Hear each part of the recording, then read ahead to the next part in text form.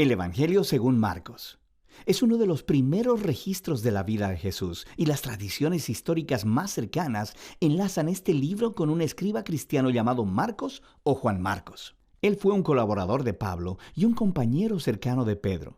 De hecho, un historiador de la iglesia antigua llamado Papías registra que Marcos había recolectado todo el testimonio ocular y las memorias de Pedro y luego las acomodó en este registro. Pero Marcos no reunió al azar todas las piezas, sino que diseñó cuidadosamente la historia de Jesús. En la primera línea del libro, Marcos hace esta declaración respecto a Jesús: principio del Evangelio de Jesucristo, el Mesías, Hijo de Dios. Lo que es interesante es que esta es la única vez que Marcos te dirá lo que piensa. En el resto del libro, él te va a influenciar simplemente poniendo las acciones y palabras de Jesús delante de ti y mostrándote cómo otras personas reaccionan a él. Marcos ha diseñado la historia de Jesús como un drama con 3 actos.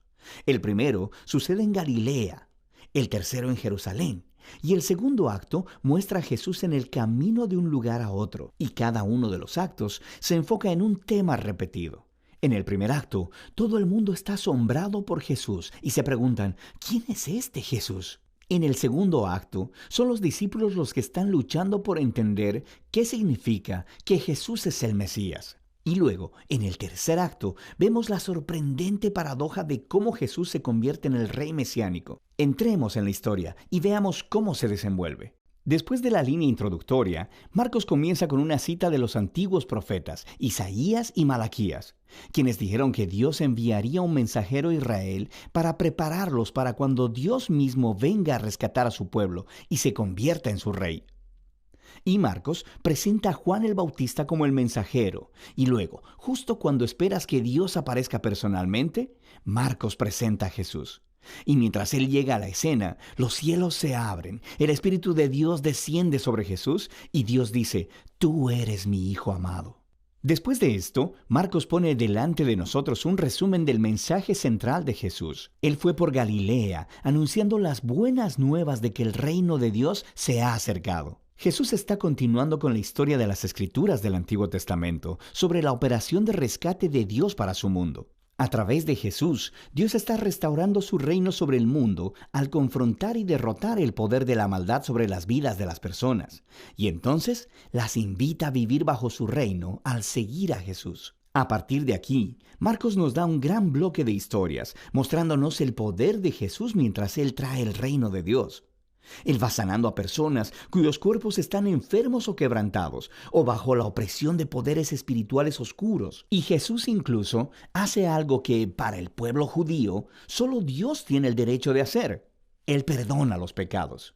Y las acciones de Jesús producen muchas respuestas diferentes. Algunos le siguen y se vuelven sus discípulos. Otros todavía no saben qué pensar y otros lo rechazan completamente, especialmente los líderes de Israel, quienes lo acusan de blasfemar contra Dios y de recibir poder del mal. Pero Jesús no está sorprendido por estas respuestas. De hecho, Él apunta a ellas. En el capítulo 4, Marcos ha recolectado muchas de las parábolas de Jesús acerca de la naturaleza misteriosa y escondida del reino de Dios. Jesús dice que su mensaje es como una semilla cayendo en distintos tipos de suelo. Algunos son receptivos y otros no. O que es como una semilla de mostaza que es muy pequeña, parece insignificante, pero luego crece enormemente y sorprende a todos. El punto de Jesús es que Él realmente es el Mesías que trae el reino de Dios, pero no luce como nadie lo esperaba. Esta creciente confusión acerca de Jesús entre las multitudes está conectada con la idea clave que Marcos enfatiza al final del primer acto, que incluso entre los discípulos de Jesús hay confusión. Ellos también están luchando por entender quién realmente es Jesús. Y eso nos lleva al segundo acto. Este comienza con una conversación crucial. Jesús aparta a los discípulos y les pregunta: ¿quién dicen ustedes que soy? Y Pedro dice: tú eres el Mesías. Pero luego queda claro que Pedro quiere decir que Jesús es un rey militar victorioso, del linaje de David, que rescatará a Israel de los romanos. Pero para Jesús, ser el Mesías significa que Él es el rey, siervo sufriente de Isaías 53, quien traerá el gobierno de Dios entregando su vida en Jerusalén. Y los discípulos no lo entienden. Ellos piensan que seguir al Rey Jesús significa ser famosos e importantes. Y Jesús deja claro que seguirle, en realidad, significa morir, como cargar tu propia cruz.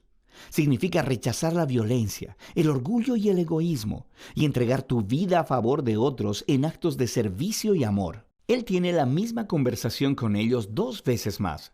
Y todo culmina en la importante declaración de Jesús de que el Hijo de Dios no vino a ser servido, sino para servir y para dar su vida en rescate por muchos. Los discípulos todavía no lo entienden, responden con miedo y confusión. Así que aquí, en el segundo acto, Marcos ha colocado otra historia clave que hace eco de la introducción del libro. Jesús toma a 3 de sus discípulos y los lleva a una montaña, y de pronto es transformado. Él está radiante, con luz y gloria, y una nube los cubre. Ahora, esto es justo como la gloria del Dios de Israel se mostró hace mucho tiempo en el monte Sinaí. Y luego, 2 profetas que estuvieron en la presencia de Dios en el monte Sinaí, Moisés y Elías, aparecen junto a Jesús mientras Dios declara de nuevo: «Este es mi Hijo amado». Al colocar esta historia en medio de todas estas conversaciones en el segundo acto, Marcos está haciendo una declaración asombrosa. Jesús, el Hijo de Dios, es la encarnación física de la misma gloria de Dios. Y en Jesús, el glorioso Dios de Israel se convertirá en rey al sufrir y morir por los pecados de su propio pueblo. Esta es una declaración misteriosa que confunde y asusta a los discípulos mientras dejan la montaña. Lo que nos lleva al tercer acto. Para la Pascua, Jesús hace una entrada pública real en Jerusalén. Las personas lo están alabando como el Mesías, y luego Él entra en el atrio del templo y ejerce su autoridad real al sacar a los ladrones y estafadores y deteniendo el sistema sacrificial. Entonces esto inicia una semana completa de debates entre Jesús y los líderes de Israel, condenando su hipocresía. Así que ellos preparan un plan para asesinarlo. Y Jesús le advierte a sus discípulos, prediciendo que Jerusalén y su templo serán destruidos en una generación, y que sus discípulos serán perseguidos como Él, hasta que Él regrese un día a traer el reino de Dios completamente sobre la tierra. Y todo esto lleva a la noche final. Jesús tiene su última cena de la Pascua con los discípulos, una cena simbólica que contaba la historia de la liberación de Israel a través de la muerte del Cordero de la Pascua. Y Jesús toma estos símbolos y les da un nuevo significado. Ellos apuntan a la liberación del pecado y la muerte, que sucederá a través de la muerte del Mesías, el siervo sufriente. A partir de aquí, la historia se acelera al arresto de Jesús, su juicio delante de los sacerdotes de Israel y el gobernador romano Pilato, y todo eso resulta en la crucifixión de Jesús, y culmina en una escena clave que encaja con las escenas importantes del primer y segundo acto, excepto que, esta vez, es oscuridad lo que desciende y no una nube. Y en lugar de una voz divina del cielo, se escucha la voz de Jesús clamando antes de morir. Y luego, lo más sorprendente es que es un soldado romano que mira a Jesús morir, el que entiende y anuncia quién Jesús es. Este hombre era el Hijo de Dios.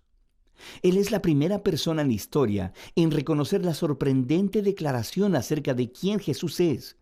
Él es el Hijo de Dios crucificado, quien es el Mesías, Jesús de Nazaret, quien murió por sus amigos y por sus enemigos.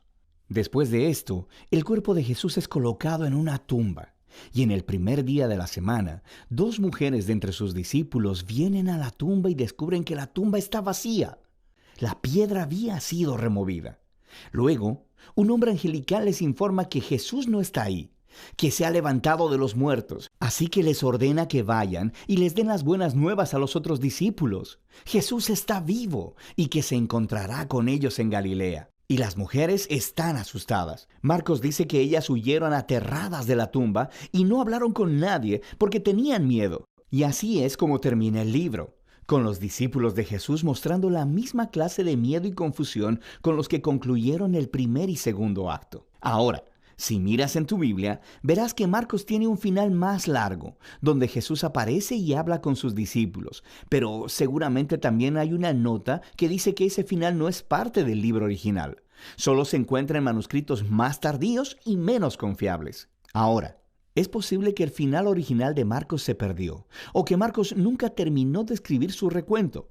Pero es más probable que este final abrupto sea intencional para resaltar una idea. La historia completa se ha enfocado en la sorprendente aseveración que dejó perplejos a los discípulos de principio a fin. Esto es el sufriente, crucificado y resucitado Jesús, quien es el Mesías, el Hijo de Dios. Que el amor de Dios y su reino al revés son revelados en la medida en que Jesús murió por los pecados del mundo.